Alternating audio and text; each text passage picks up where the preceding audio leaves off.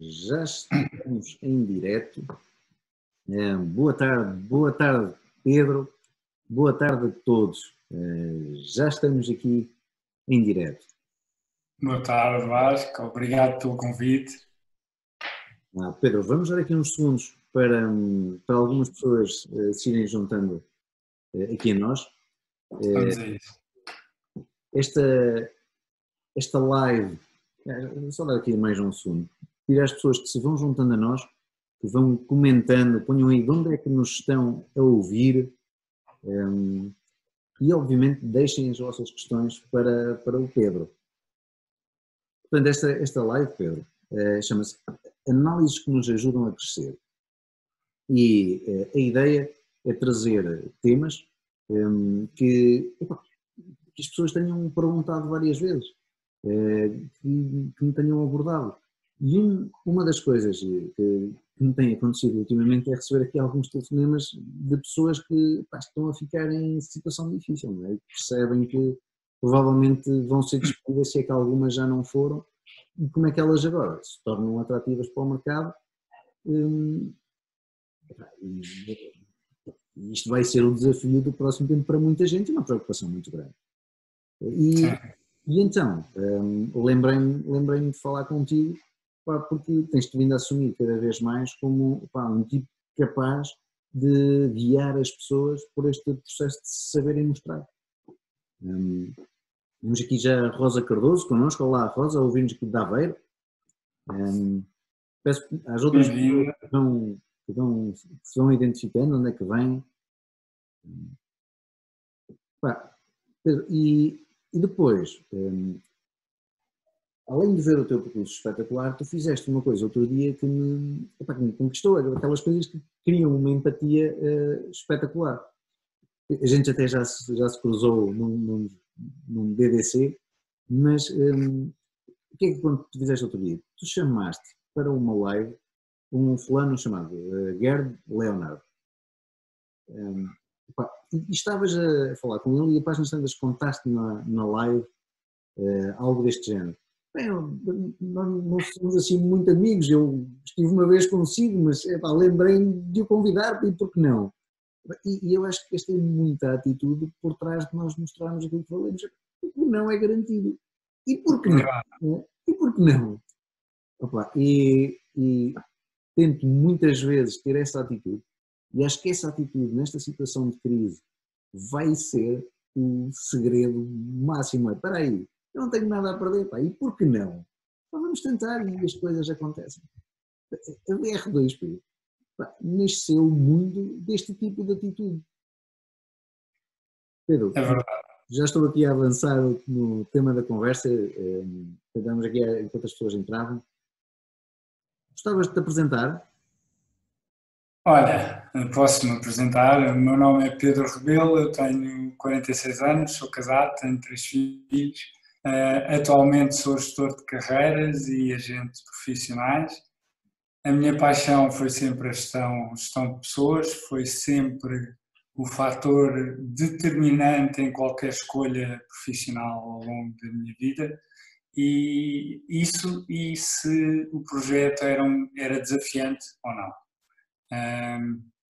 Fui também um bocadinho a ovelha negra, ou seja, a minha família esperava que eu fosse para uma empresa que ficasse lá a vida inteira e eu sempre encarei o emprego como projeto, como um desafio e não como aquilo que nos ensinaram que era o emprego para a vida. Não é? E eu acho que esse mindset, essa forma de pensar também me ajudou nas mudanças que eu fui fazendo a não ter medo e a pensar, como tu estavas a dizer e bem, porque não é? Porque eu acho que o nosso principal obstáculo é nós pensarmos logo no não em vez do e porque não. Nós deixamos de fazer as coisas com o receio daquilo que as pessoas vão pensar de nós e se falharmos e o que é que elas vão pensar e vão achar que é ridículo. Não, tens essa sensação? Mais do que a sensação, eu próprio já passei por isso e já pensei isso, Eu acho que somos todos humanos e é normal que o façamos e que coloquemos estas coisas todas em causa. E eu acho que as pessoas têm que ter esse sentimento de que é normal. Nós somos humanos, não somos máquinas. No entanto, temos que pensar exatamente porque não. Tu estavas a dizer, e bem, os convidados que tu tens e que eu tenho nas conversas que vamos tendo aqui nos lives, muitos deles, se eu fosse pensar, eu não conheço, ou é internacional, vou contactar, vai dizer que não temos nada a perder, não é? São pessoas normais, são pessoas que também demoraram anos a construir a reputação, a trilhar o caminho delas e que também tiveram que passar pelo mesmo processo. Portanto, por que não? E eu acho que a minha primeira experiência profissional contribuiu muito para isso. Eu, para entrar na gestão de pessoas, fiz uma escolha muito consciente de entrar pelas vendas, pelo desenvolvimento de negócio, porque percebia-me que seria a forma mais fácil de eu poder vir a gerir pessoas. E na altura as vendas era muito agressivo, tu tinhas que reunir com uma pessoa e ou fechavas naquele dia ou na reunião seguinte. Portanto, era uma venda pouco relacional, uma venda muito mais direta. E isso foi-me ajudando também a perder o medo. E na altura não havia internet, na altura não havia, é assim que nós vemos que estamos a ficar velhos. Na altura não havia LinkedIn, não havia redes sociais. O que havia era um telefone e a base de dados era a lista telefónica. E nós tínhamos que pegar no telefone, ligar e ouvir muitos nãos até ouvirmos um sim. E isso eu acho que é se calhar o ponto de partida. Quando procuramos emprego, temos que estar preparados para a rejeição. E eu acho que na maior parte dos casos nós não estamos. Sim, sim. Ainda mais num momento em que tantas pessoas vão estar à procura de trabalho, porque eu estava a ler, o desemprego já triplicou, não? Face ao mesmo período do ano passado. Espero não estar a dizer nada de errado, mas creio que foi isto que li. O desemprego já triplicou face ao mesmo período do ano passado. E o que se espera é que ainda venha a aumentar. Portanto, vai haver aqui muita gente a candidatar-se aos mesmos lugares, que era uma realidade que estava aqui a caminhar um bocadinho em sentido oposto. Sim. E, portanto, sim, nós tínhamos desde 2014 que o mercado estava muito equilibrado entre oferta e procura, não é? E o desemprego em baixa, o que acontecia é que as empresas procuravam por pessoas, mas não havia assim tantos candidatos com as qualificações que as empresas procuravam. Agora vamos encontrar um mercado completamente desequilibrado, muita gente a candidatar-se, como tu disseste bem, às mesmas ofertas, mas o fenómeno interessante que eu acho que se vai verificar e vai desequilibrar a balança entre candidatos é, em termos de hard skills, de competências técnicas, vamos ter candidatos muito semelhantes, mas o que vai fazer a diferença finalmente serão os soft skills. Sim, sim. Nós apostamos muito nos soft skills, portanto, a bem de nós, que espero que realmente se verifique, porque é uma aposta que nós fazemos, é nos soft skills. Pedro, eu acho que entrevistaste, como estava a dizer há pouco, o Gerd Leonhard, e ele tem aqui uma ideia, uma das visões dele, é que, à partida, esta situação o que vai fazer é que muitas destas pessoas que agora vão ficar desempregadas, vão transformar-se numa espécie de freelancers, ou microempresários, e isto vai dinamizar ainda mais o mercado das microempresas. Isto é...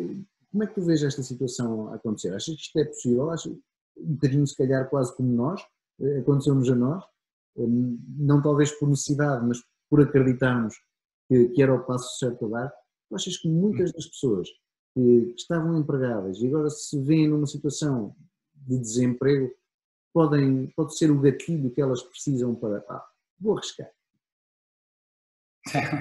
Sim, eu acredito que sim. Acredito que também, do ponto de vista cultural, nós somos um país conservador, à beira-mar plantado, como dizia o meu avô, e estas mudanças acabam por levar um bocadinho mais de tempo. No entanto, acho que pode ser, disseste bem, o gatilho. E nós movemos-nos muito por estes gatilhos.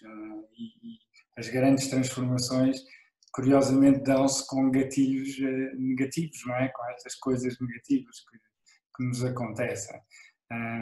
E eu acho que talvez a minha geração, curiosamente eu não sei a tua idade, Vasco, perdoa-me por esta falha. Eu tenho 40 anos. 40, somos próximos, eu sou um bocadinho mais velho, 46, mas a minha geração não sei se estará preparada para, na generalidade, para dar esse salto, não é? Para arriscar, porque não, a própria educação, formação que tiveram não aponta nesse sentido.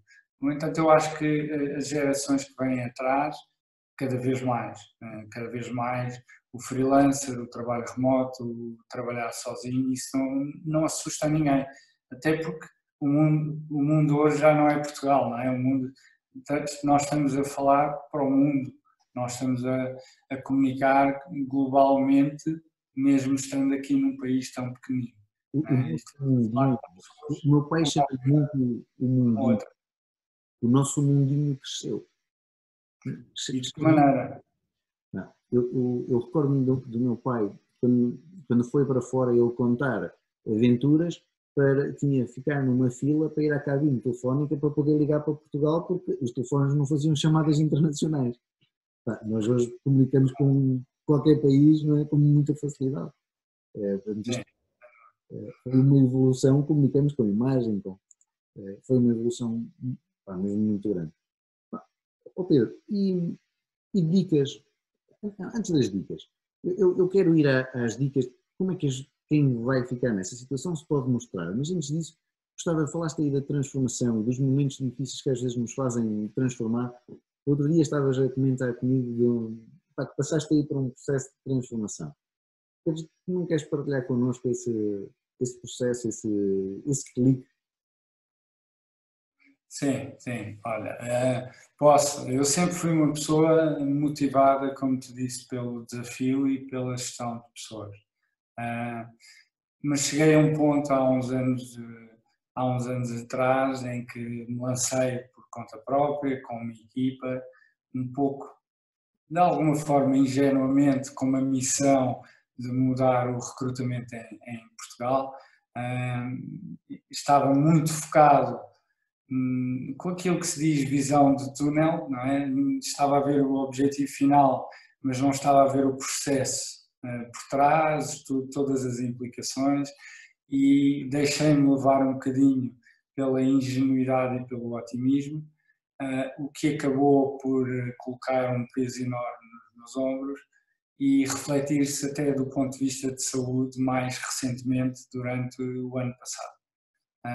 E nos últimos 2 anos eu decidi iniciar essa transformação, essa reinvenção, que começou com a minha mudança do negócio, largando o recrutamento e passando para o apoio ao candidato, a ajudar o candidato a encontrar emprego, com uma fase primeiro experimental, a ajudar pro bono, a criar uma metodologia de raiz. Quando eu atingi o limite que posso partilhar, é a primeira vez, Vasco, que estou a partilhar em público, portanto é engraçado que ainda não o tinha feito. Quando atingi o limite, eu de repente dei por mim a pensar que estava a ajudar as pessoas a mudar a vida delas, mas não estava a ajudar a mim próprio.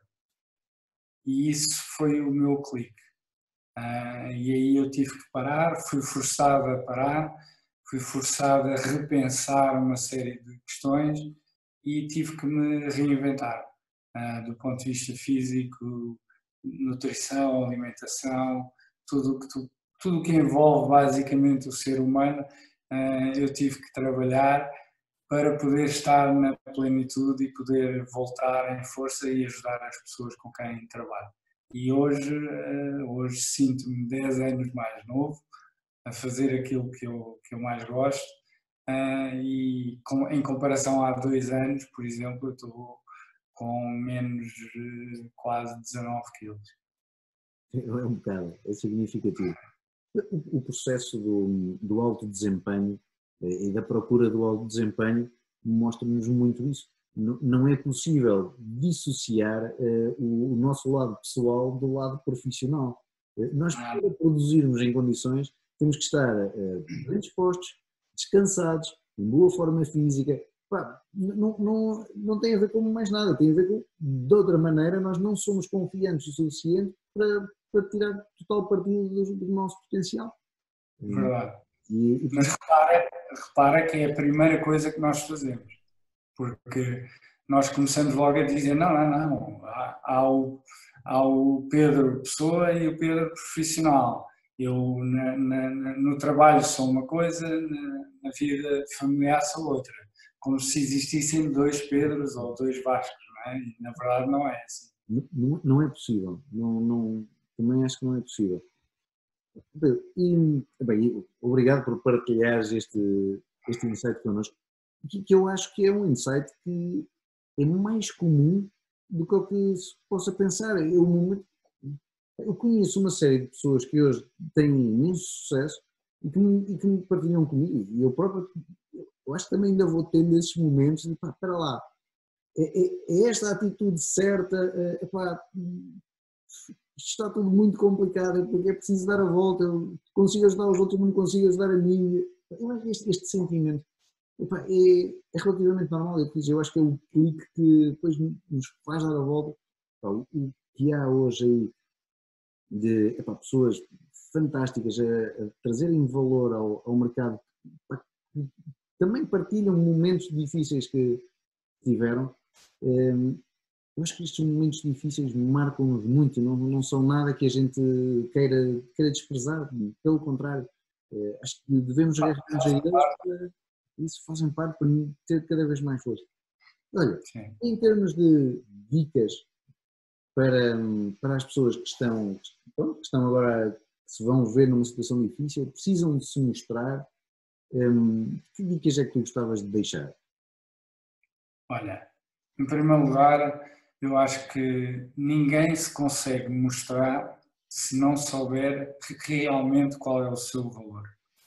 E quando eu falo em valor, não é a experiência que eu tenho profissionalmente, não é a cronologia do meu passado profissional, que é uma coisa que normalmente nós assumimos automaticamente, que se eu tenho X anos de experiência profissional nesta área, o outro lado, a empresa, quase que tem por obrigação olhar para essa experiência e perceber que eu tenho perfil. Isso não acontece, isso não é real. Okay? Portanto, perceber realmente o que eu tenho para oferecer àquela empresa. Porque essa é a primeira pergunta que a empresa quer ver respondida, que é: será que esta pessoa tem o valor que eu preciso ver para responder ao meu problema? Porque quem recruta tem um problema, tem uma necessidade. E quando nós percebemos os dois lados do processo, de quem recruta, de quem contrata e quem está à procura, há uma coisa muito curiosa no comportamento humano. Nós vemos que as pessoas vão em sentido oposto. Ou seja, quem recruta começa cá em cima. Nasce a necessidade pode ser porque saiu alguém, o negócio está a crescer, precisamos de mais pessoas, a equipa está a crescer. Um problema, eu vou chamar de problema, pode ser necessidade, o nome aqui para a equação é indiferente. Quem procura emprego começa na fase final do funil, que é o anúncio.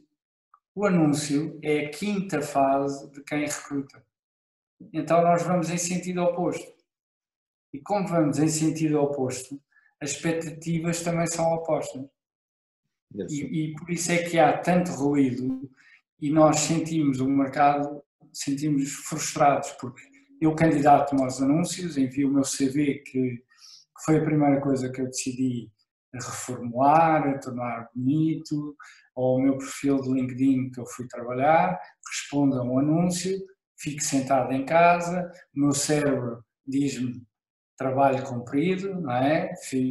Hoje respondi a 5, amanhã respondo a mais 5, assim sucessivamente, e às tantas nós damos por nós, ao fim de 3 semanas, 1 mês, 2 meses, sem respostas. E começamos a pensar, espera lá, se calhar o problema está em mim. E quando começamos a pensar isto, o mundo começa aqui a pesar-nos nos ombros e começamos a encontrar todos os defeitos em nós próprios. Quando o problema está na forma como vemos o processo, como olhamos para o processo. Okay? Vou dar alguns números porque eu acho que os números ilustram, não sei se posso partilhar ou se queres colocar alguma questão interessante também. Estou a gostar imenso da linha de raciocínio, Pedro, é isso mesmo. Ok. Os números são muito claros e são números que vêm de há 30 anos para cá e que têm mudado muito pouco. A única coisa que evoluiu, de facto, foi a tecnologia, as plataformas das redes sociais, os sites de emprego, tudo isso cresceu exponencialmente, mas as estatísticas nem por isso. Há 30 anos atrás, imagina, nós tínhamos anúncios nos jornais. Um dos jornais mais credíveis para colocar anúncios era o Expresso de Emprego. Tu tinhas 85% do emprego disponível não vinha anunciado. Há quase 30 anos atrás. E 15% do emprego disponível era tudo o que tu vias nos anúncios, tudo o que tu tinhas visível aos teus olhos. Okay? Portanto, estamos aqui a falar de percepção. Percepção. Hoje, com tudo o que tu tens à tua disposição, 80% do emprego disponível não vem anunciado. E 20% do emprego disponível é toda a quantidade imensa, é aquele mar imenso de anúncios que nós vemos todos os dias, seja no LinkedIn, no Facebook, nos sites de carreiras, em qualquer sítio. Portanto, não é uma questão só de percepção. Vamos pensar agora do outro lado, das empresas. As empresas têm 3 razões para colocar anúncios, não é? E por ordem, vamos pôr por ordem de fatores de importância. A primeira delas é branding, awareness. É tu que queres e procuras um emprego, pensares assim, estes tipos recrutam que se fartam. Deixa-me lá enviar o CV e aproveitar esta onda, pode ser que eu consiga também. Eu estou à procura, preciso, e aquela marca está sempre no teu top of mind. Está sempre. E tu tens aí meia dúzia, 10, 15, que se calhar lembras-te instantaneamente. Okay? Porque todos os dias vês anúncios. Brand awareness.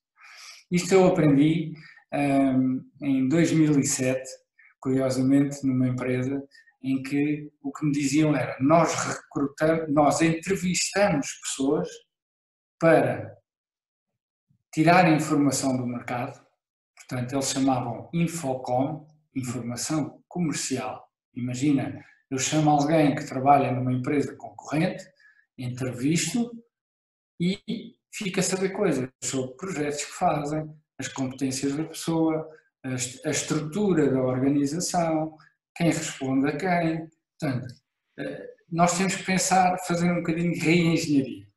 Portanto, primeira razão, brand awareness. Okay? Estar no top of mind. A segunda razão pode ser ter projetos, de facto, mas não é logo imediatamente a questão dos projetos. É criar pipeline de CVs. É criar aquilo que chama a pool de talentos.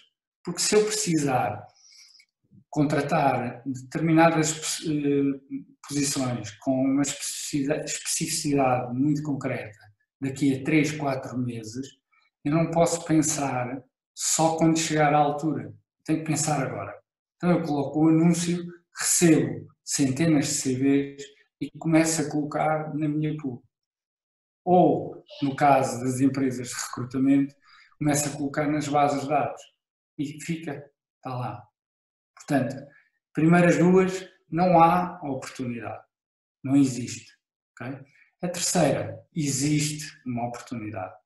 A questão é, quem está à procura, a primeira coisa que faz é disparar currículos. Portanto, se eu ponho um anúncio hoje, ao fim de 24 horas da publicação do anúncio, eu tenho centenas de milhares de respostas. A probabilidade de quem envia o CV conseguir o emprego anda à volta dos 3, 4%, que é muito baixo. E pior, normalmente, aqueles que são eliminados logo no início do processo, muitas vezes têm perfis muito mais completos, muito mais adequados e ajustados à função em questão.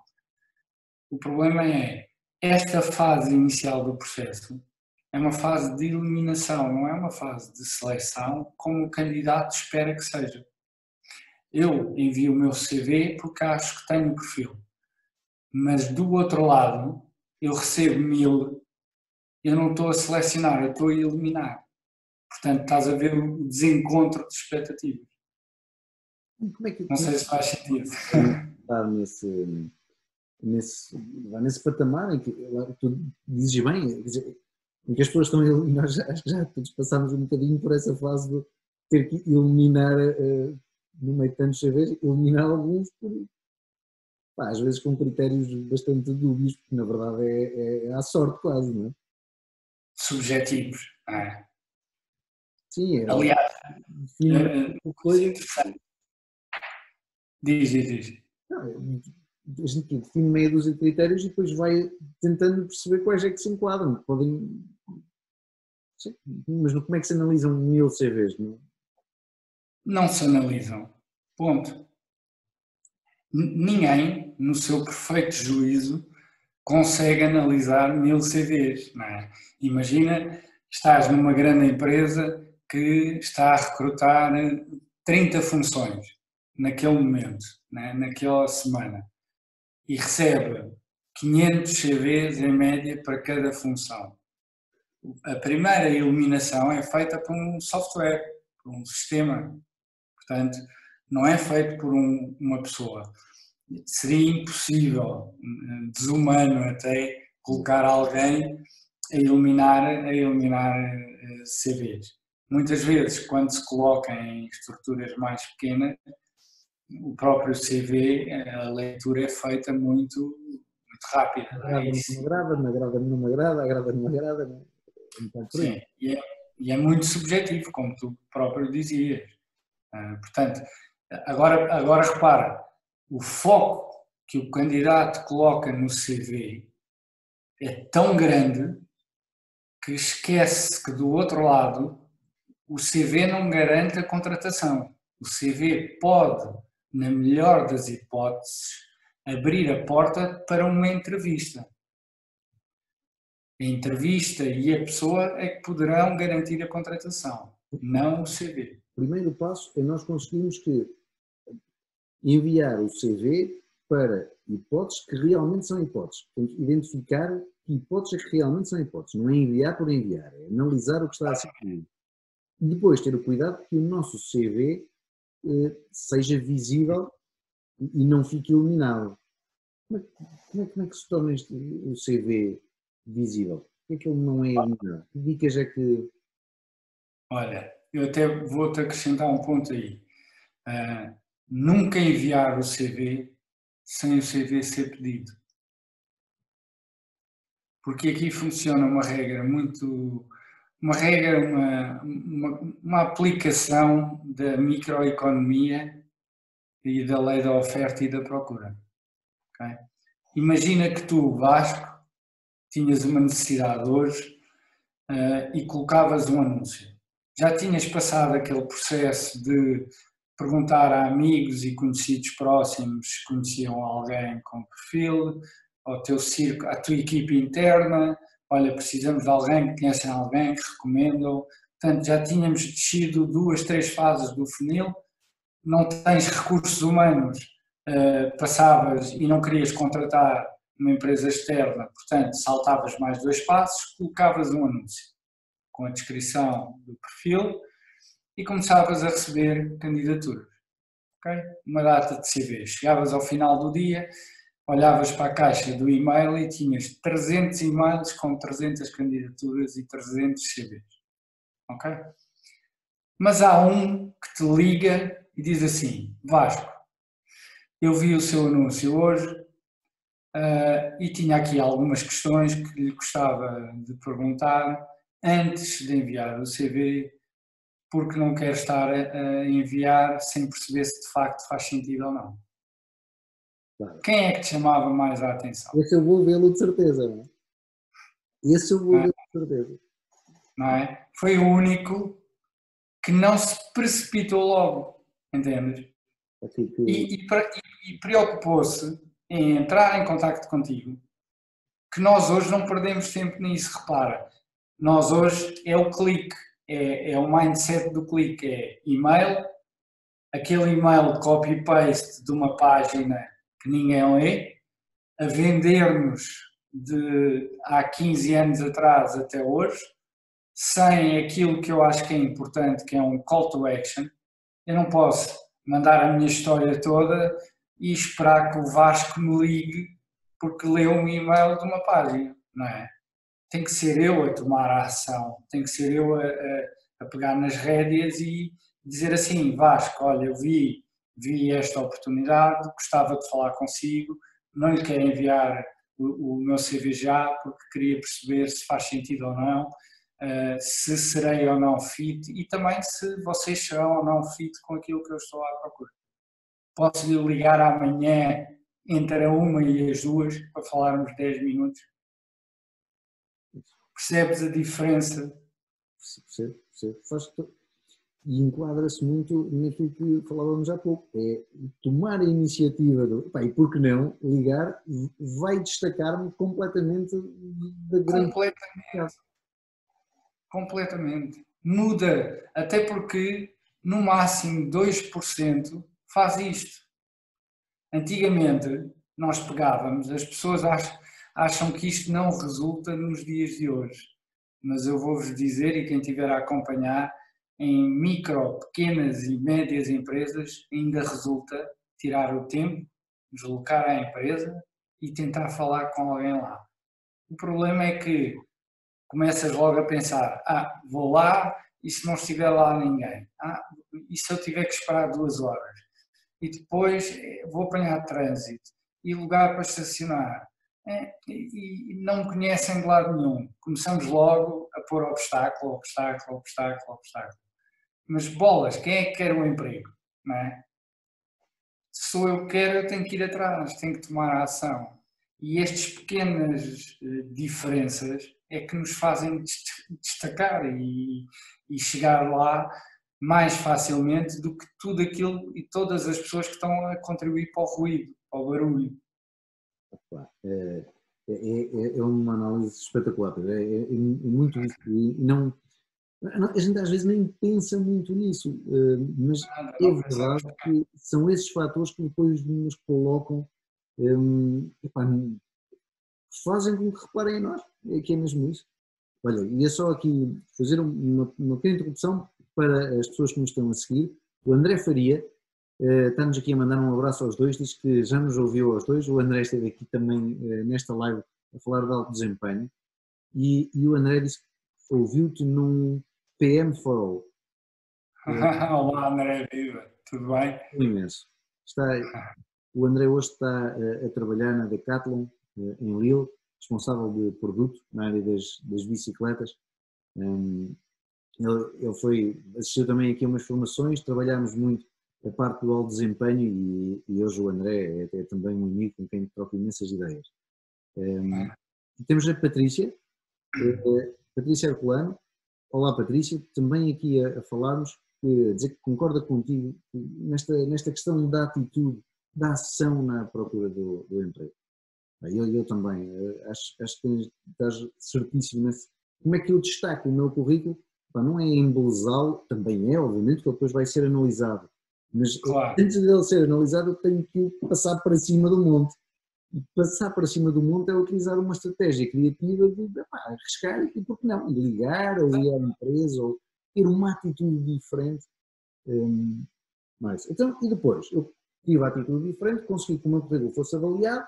Que cuidados é que eu devo ter no meu currículo para que depois me chamem para a entrevista? Olha, para já pensar que o currículo é teu, é da pessoa. Não existe um formato miraculoso, uma fórmula mágica que é copy-paste. Se eu usar este formato, eu vou chegar lá. Não existe. Há uma analogia que eu uso e que é do André Novaes de Paula, e desde que eu ouvi eu acho brilhante, que é: o currículo é como levantarmos de manhã e escolhermos a roupa que vamos vestir de acordo com a ocasião que vamos ter. E, à partida, nenhum de nós tem alguém que escolha a roupa por nós, certo? Portanto, o currículo tem que ser vosso, tem que ser à vossa imagem e provavelmente tem que ter, se calhar, 2 versões, 3 versões adequadas aos vossos objetivos. Mas pensem num currículo vosso. A segunda coisa, que tenha que ser um currículo estruturado, claro e de fácil leitura para quem vai receber. Não é para vocês, têm que pensar em quem vai receber. Quem vai receber, em média, lê 6 segundos do CV. E naqueles 6 segundos quer encontrar 2, 3 informações que está à procura. E tem que ser claro. Portanto, não pode ser um currículo com muita informação densa, texto muito denso, letra muito pequenina e talvez o fator que eu acho que é se calhar aquele que leva muita gente a não ser chamada, é erros de gramática no currículo. Eu posso partilhar aqui, eu já cheguei a ter um professor de português com mais de 30 erros de português no currículo. Pois, não será fácil a contratação dele. Mas isso tem a ver com o nosso próprio viés. Portanto, construam o vosso currículo e partilhem com 2, 3, 4 pessoas e peçam mesmo a opinião. E não tenham medo do feedback, porque toda a gente gosta de feedback e às vezes não gostamos do feedback, de ouvir, não é? De ouvir aquilo, pelo menos o negativo. Mas tentem que o currículo esteja blindado nesse aspecto, que esteja claro, com estrutura e que reflita a vossa proposta de valor. E a vossa proposta de valor não é só a cronologia, não é só a experiência, é o valor que vocês vão levar àquela empresa se eles vos contratarem. É muito mais acerca deles do que de vocês. Ok? Não sei se isto faz sentido. Muito sentido. Então, e seguindo aqui a ordem, portanto, eu consegui fazer com que o meu currículo fosse visto. Quem viu o meu currículo gostou o suficiente para me chamar, e, portanto, eu depois sou posto à prova e tenho uma entrevista. Como é que eu tenho que ir para esta entrevista? Que cuidados é que eu tenho que ter? Como é que eu falo? Como é que eu chamo a atenção sobre mim? Olha, eu acho que o primeiro cuidado é não deixarem de ser autênticos, serem aquilo que vocês são. Porque eu partilhei recentemente um erro de casting que eu fiz no passado, porque exatamente quis responder tudo certo, quis fazer um brilharete na entrevista e o facto de eu não ter sido autêntico comigo próprio quase que me cegou daquilo que estava à volta, dos sinais que estavam lá e que eu não me apercebi e que ao fim de 1, 2 semanas eu percebi que estava no sítio errado e que aquele não era a cultura, não era a empresa certa. Portanto, nunca, preparação é boa, preparem-se bem, mas estejam sempre com muita atenção ao meio ambiente que está à volta. Desde o momento que entram na empresa, quem vos recebe, quem fala convosco, as pessoas que andam no corredor a falar umas com as outras, como é que elas estão, qual é a dinâmica, a boa ou má disposição entre elas, como é que é o ambiente físico, é escuro, é claro, há alegria, não há, tudo isso são sinais que nós estamos tão concentrados no endgame, não é? Pôr a bola dentro da baliza, que não vemos nada disto. E isto são sinais super importantes. O pormenor aqui faz a diferença. Em relação à entrevista em si, ter atenção que o importante não são as perguntas que nos fazem, mas é o que é que o interlocutor pretende saber com aquela pergunta. É bastante diferente. Nós pensamos, imagina, vou dar um exemplo. Aquelas perguntas clichê do fale-me de si, ou diga-me 3 pontos fortes ou 3 pontos fracos, não é? Que são aquelas perguntas clichê que muitas vezes nos colocam. Na verdade, aquela pessoa não quer saber se nós somos perfeitos ou não quer que eu fale de mim durante 1 hora, porque se tu reparares, o que acontece com maior frequência quando é colocada esta pergunta, e normalmente é a primeira pergunta, fale-me de si, conte-me a sua história, pode ter vários formatos, mas nós pensamos, lá está, cronologicamente. Então começamos assim, olha, eu tirei a minha licenciatura em 1990 em gestão, depois fui fazer um estágio na empresa tal, saí passado 4 anos, e nisto, quando chegamos ao dia da entrevista, já passou quase 20 minutos, meia hora. O tempo médio de atenção de uma resposta, para quem nos faz a pergunta, varia entre 1 minuto e meio a 2 minutos. Quando nos colocam uma pergunta, o que aquela pessoa quer saber é quem realmente nós somos. Portanto, uma das coisas que eu aconselho é começarmos por dizer quem nós somos hoje. O que é que nós fazemos hoje? Por exemplo, em inglês é muito fácil porque existe um tempo verbal, que é aquele passado recente, que é o present perfect, não é? Que diz, imagina, I have been drinking coffee. Quer dizer, eu estive a beber café, mas foi uma coisa há muito pouco tempo. É passado, mas é recente. Não é? Então, comecem por dizer, olha, eu atualmente estou a fazer isto, sou uma pessoa que gosto, por exemplo, de A, B ou C, mas façam uma coisa, 1 minuto e um call to action, de passar a bola, porque isto é um jogo, é uma relação, a entrevista é como se fosse jogar ténis. Exato, essa do call to action. O que é um call to action quando eu estou numa entrevista de emprego? Como é que eu passo a bola? Porque à partida estou a jogar o Paço de Ferreira com, não sei se é bom dizer isto, mas um clube de menor divisão a jogar contra o Benfica, não devemos falar de futebol, mas, e a pessoa sente-se pressionada, não é? Estamos a ser avaliados, estão ali. Como é que eu passo a bola?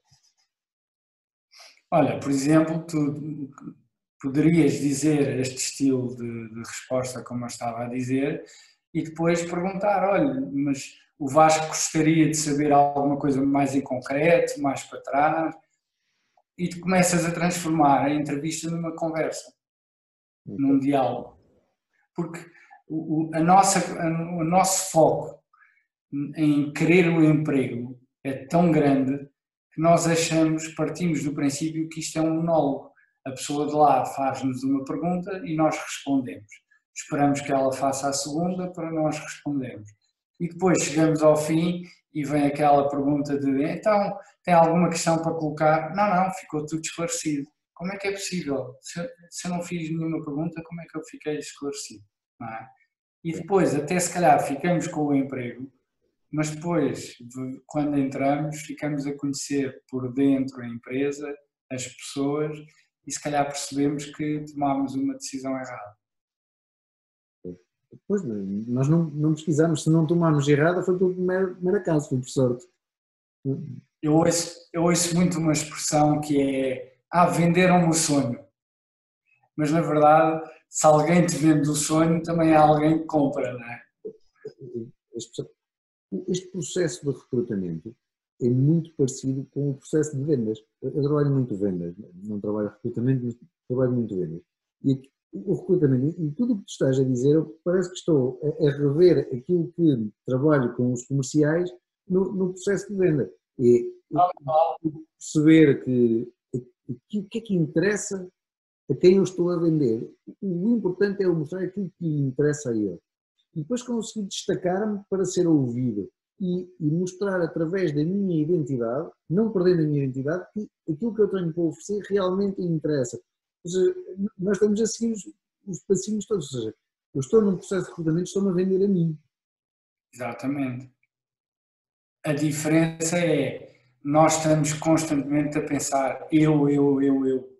E a pessoa de lá não quer saber é como é que eu vou resolver o nosso problema. Portanto, a troca que nós temos que fazer é como é que eu posso ajudá-lo a resolver aquele problema. E quando começas a pensar na cabeça do decisor, tu consegues comunicar com outra clareza, com outra confiança, porque há 3 coisas que um decisor quer saber de forma clara. E as perguntas todas na entrevista servem para o decisor ficar ou não convencido / esclarecido. Uma delas é, esta pessoa vai responder ao meu problema? Sim ou não? E como é que eu vou saber isso? Eu vou saber perguntando exemplos de sucessos e insucessos, como é que a pessoa lidou com uma experiência negativa. E repara, como nós pensamos cronologicamente, quando nos pedem um exemplo, de repente tu dás pelo candidato a fazer assim e já perdeu. Porquê? Porque nós estamos a pensar data que eu entrei, função que eu exerci, data que eu saí, para onde é que eu fui. Nós pensamos CV, não pensamos exemplos práticos de o que é que eu fiz, o que é que eu dei à empresa, o que é que eu trouxe da experiência, de positivo e de negativo, exemplos de coisas que correram bem, coisas que correram mal, como é que isso me fez crescer, como é que eu aprendi com isso. E quando tu dás exemplos, tu ilustras ao decisor isso mesmo, e tu dizes, e o decisor pensa, ok, ele errou, mas mostrou de forma clara como é que cresceu, como é que evoluiu e como é que resolveu a situação. Portanto, os exemplos são importantes para o decisor fazer aquele check mental de este ou esta vão resolver o problema. O segundo ponto é, vai encaixar na equipa que eu já tenho aqui ou vai causar entropia, não é? E aqui vamos querer saber um bocadinho mais coisas como os soft skills, perguntas um bocadinho mais viradas para o lado pessoal, às vezes são feitas perguntas que não deviam ser feitas, também é verdade, mas perceber, eu tenho esta equipa e eu preciso saber que tu entras, encaixas bem e não vais causar disrupção. Uma pessoa pode dar cabo da equipa. Okay? A terceira, ninguém procura uma pessoa que chegue e queira logo mudar o mundo, queira logo mudar a forma como as coisas são feitas na empresa, na equipa, já há bastante tempo. Não é? Portanto, eu tenho que também assegurar que a pessoa vai enquadrar-se na equipa, que vai enquadrar-se na forma como as coisas estão a ser desenvolvidas e que vai crescer com isso também e poder depois, a curto, médio e longo prazo, contribuir. E quando o candidato tem a perspectiva que o decisor quer saber estas questões, prepara-se neste sentido.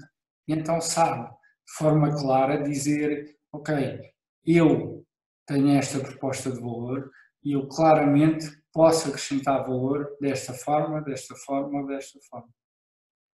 Claro, excelente a perspectiva, Pedro.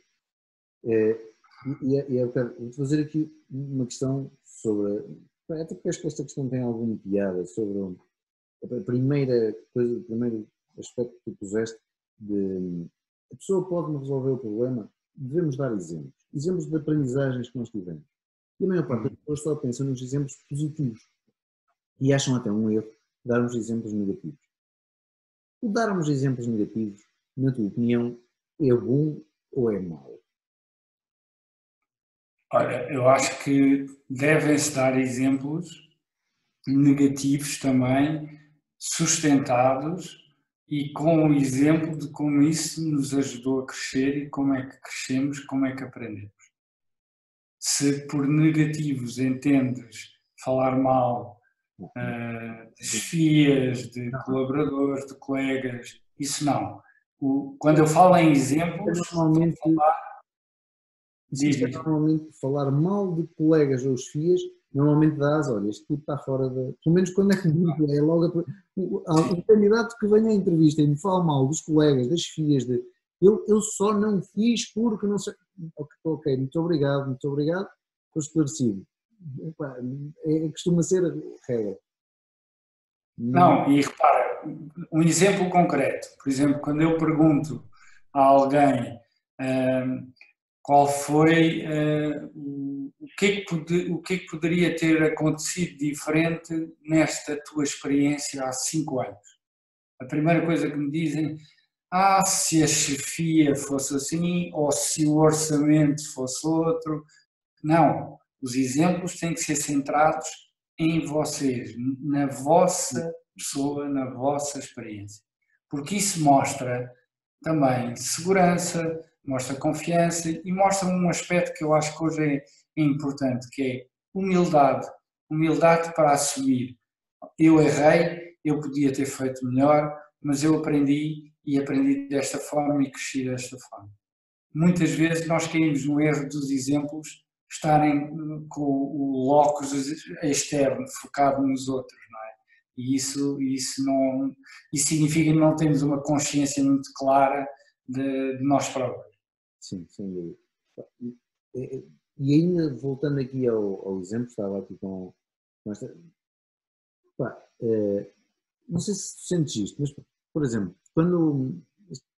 E assim cá em Portugal, nas PMEs, às vezes nos processos de recrutamento as pessoas pedem a opinião de alguém e há alguém que, por exemplo, se lançou por conta própria e depois as coisas não correram tão bem e a pessoa está aí novamente ao mercado de trabalho, a primeira coisa que me dizem é, descarta, já vimos que ele não é capaz.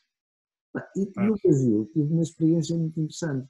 E quando aparecia um candidato com estas características, as pessoas diziam-me assim, olha, vale a pena pensar nele, ele já viu o que custa. Porquê esta abordagem tão diferente? Isto é uma percepção só minha ou também tens assistido a este tipo de... Olha, eu fiz muito recrutamento, muito mais diretamente para equipas minhas, mas o muito que fiz para clientes também percebi-me disso e acho que eu não sei se posso dizer estúpido, posso? Pode, mas porque não?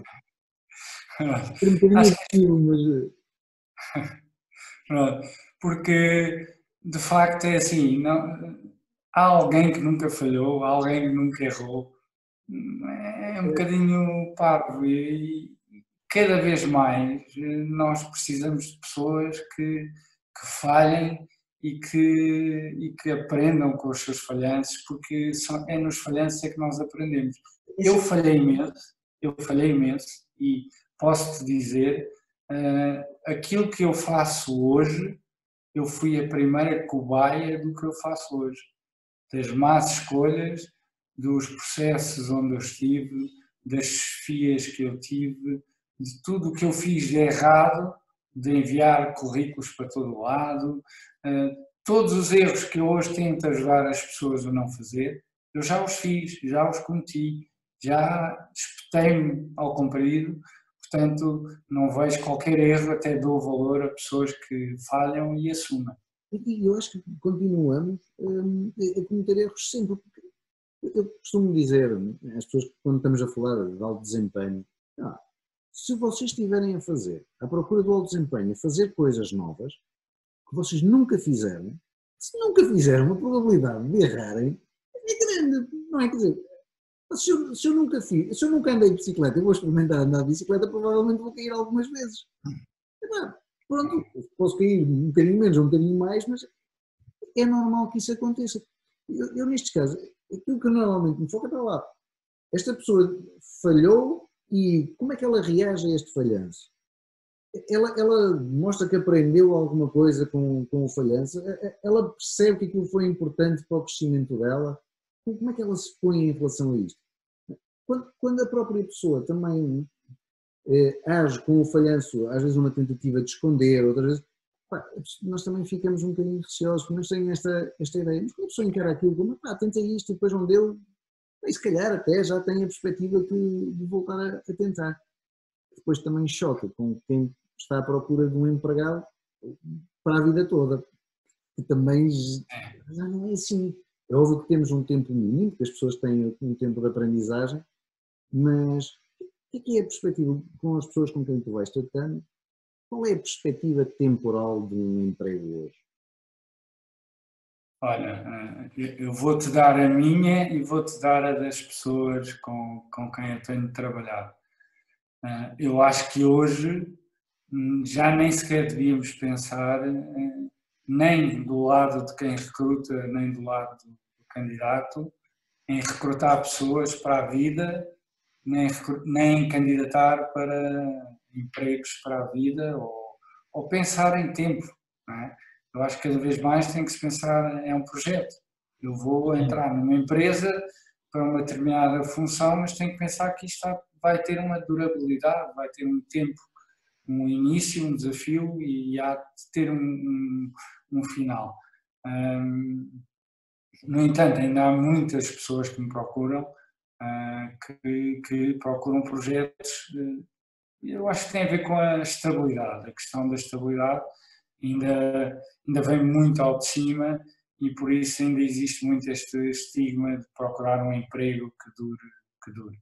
Mas nem de um lado nem do outro eu considero que isso hoje até é impedimento para tu conseguires trabalhar estratégias de atração de talento, de retenção e por aí fora. Essa é outra coisa que eu acho que nas PMEs ainda tem que entrar, é quando nós falamos em estratégia de retenção de talentos, se nós não queremos pensar em termos temporal, e concordo, não devemos, o que é que nós devemos pensar?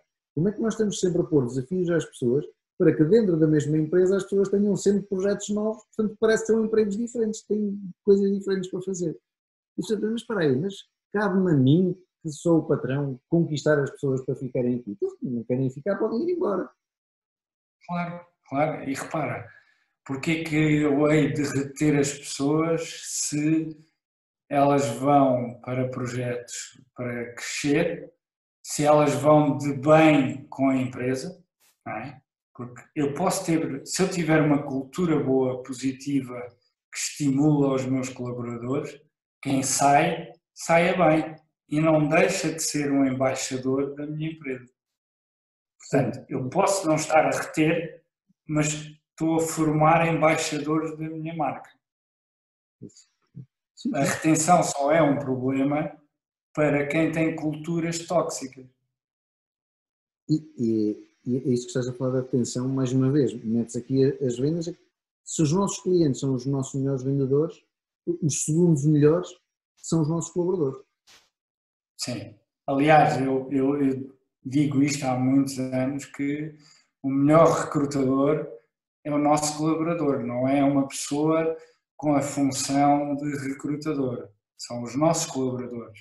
Se a nossa cultura é forte, se os nossos valores são fortes e, sobretudo, se as atitudes no dia-a-dia da empresa refletem os valores, os comportamentos refletem a cultura, todos os colaboradores são os melhores recrutadores. Isso. Não é preciso ter os amigos e... Epá, é realmente um fator crucial. Nós temos dentro da equipa que nos acompanha a vontade de que outras pessoas venham e vão com o sentimento de boas, vou, mas adorei ficar lá. É realmente muito importante. Eu sinto-me super quando, por exemplo, e ainda agora aconteceu uma pessoa que estagiou aqui, epá, e vai seguir com a vida dela, não temos neste momento hipótese de ficar com ela aqui. E depois tenho um cliente que liga e diz, pá, acho que preciso de alguém com estas características. E eu digo, com toda a vontade do mundo, pá, aqui esta pessoa, pá, tem estas características, se for isto que procura, e isto é muito importante, não é? Quando a gente pode fazer estas coisas, a equipa vai se separando, cada um vai para o seu lado, mas há ali uma coesão e as coisas ficam ao longo do tempo, é crucial. E repara, há uma coisa que pouca gente fala, que é o custo económico de recrutar bem e recrutar mal. Essa história que tu acabaste de dizer é o exemplo de um recrutamento praticamente sem custo. Sim. Não é? Agora imagina um recrutamento em que tu tens que fazer o processo todo completo, recebes centenas, milhares de currículos, tens que fazer dezenas e dezenas de horas de entrevistas, portanto estamos a falar custo por hora de cada pessoa que entrevista cada candidato, mais o custo de oportunidade dessas pessoas que estão a entrevistar não estarem a realizar o seu trabalho. O processo arrasta-se meses porque estamos à procura do candidato ou da candidata perfeitos, do que eu chamo de unicórnio, não é?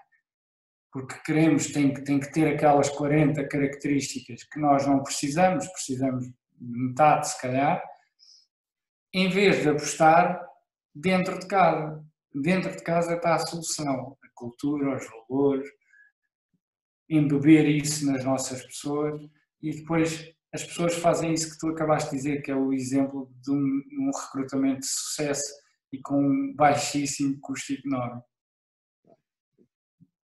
Pedro, olha, só aqui passar-te o André Faria está aqui a dizer que a questão que levantaste de as empresas não querem pessoas que cheguem para mudar logo o mundo, mas sim acrescentar valor. Portanto, está aqui a mandar-te essa nota, que eu gostou muito dessa afirmação. Eu desafiava-te aqui a uma nota final às pessoas que nos estão a ouvir e às pessoas que vão precisar de entrar nestes processos. O que seria o teu remate? Como é que tu rematavas aqui a conversa? Olha, dizer às pessoas que procurar emprego, mais do que pensarmos no processo, é uma questão de relações, de criar relações. E é uma coisa constante para ser feita sempre, mesmo quando estamos empregados. Não quer dizer, se eu posso estar bem na empresa onde estou, não posso é fechar os olhos a tudo o que acontece à minha volta. Porque depois, de repente, se eu me vejo na necessidade, ou se me vejo numa situação como a que estamos a viver hoje, a pressão sobre mim é muito superior, a minha ansiedade, os meus níveis de frustração, tudo isso vão-me precipitar a esquecer que isto é uma questão de relações, de falar com pessoas, de networking, e não a tirar e disparar CVs em todas as direções. Liguem-se a pessoas, conversem com pessoas, partilhem coisas com pessoas, não comecem logo o contacto a pedir. Nos Estados Unidos existe uma figura que se chama o job beggar, que é o pedinte de emprego. O pedinte de emprego é um bocadinho, existe também em Portugal, mas para terem uma ideia, o ano passado 85% de todo o emprego que foi conseguido nos Estados Unidos foi via referências. Referências não são cunhas, nós gostamos muito de falar em cunhas em Portugal. Referências eu falo com o Vasco conhece alguém que tem este perfil assim assim, e o Vasco diz-me, pá, é esta pessoa, fala com ela. E de repente essa pessoa passa à frente de 500 currículos e essa pessoa de certeza que eu vou entrevistá-la. Okay? Portanto, nunca se esqueçam, é como começar uma relação. Antigamente os rapazes, por muita vergonha que tivessem ou não, nós tínhamos que ir meter conversa, íamos de mãos nos bolsos, meter conversa com uma miúda gira, não é? Envergonhados, mas tínhamos que fazer olhos nos olhos. Levávamos 3 ou 4 nãos até haver uma miúda que gostasse e pronto. E começa aí, depois não vem logo o beijo, não vem logo o namoro, não vem logo o casamento. Portanto, tudo isto é uma maratona, não é um sprint. Quando vocês percebem que é muito mais acerca de como o processo é feito de lá para cá, vocês conseguem perceber também que se trata de relações. E eu remataria, aconselho-vos a ler um livro que se chama De que cor é o vosso paraquedas? Leiam de fio a pavio e vão perceber que é uma coisa para se fazer sempre e para estarmos sempre atentos ao mercado de trabalho. Não conheço este livro e sou um aficionado dos livros, vou ler com certeza absoluta. Muito obrigado. Pedro, muito obrigado por este bocadinho. Obrigado. Foi um gosto muito especial ter-te aqui. Foi também numa abordagem assim, pá, olha, se o Pedro ligou ao Gerd Leonard, quase sem que se tinham cruzado uma vez numa sala de formação, ou, epá, eu cruzei-me com o Pedro uma vez no dia do cliente Santos, epá, vou-lhe ligar, funciona assim, foi um gosto. Não sei se alguém tem mais alguma questão, portanto, as pessoas que nos estão a ouvir, muito obrigado pela forma como participaram aqui connosco. Se tiverem alguma pergunta para fazer a mim ou ao Pedro, força qualquer coisa também, podem procurar o Pedro nas redes sociais. O LinkedIn seria a tua melhor rede social, Pedro? Sim, atualmente, e é a minha preferida, mas eu estou tanto no LinkedIn como no Facebook, Instagram. Ainda ontem estive a ouvir com o Sr. David Beckett sobre a questão do pitch. Gostei imenso, muito, muito interessante. Tens feito lá umas lives que, repletas de informação. Eu tenho pena, a gente não tem mais tempo, mas por acaso ainda ontem assisti, fantástico, muito bom. Pedro, muito obrigado, muitos parabéns pelo processo que tens feito e um grande abraço. Olha, muito obrigado, um abraço a todos os que estiveram a assistir e espero que continues com a rúbrica também para as pessoas continuarem a acompanhar. Muito obrigado, Pedro. Um abraço a todos os que estiveram aqui connosco. Obrigado.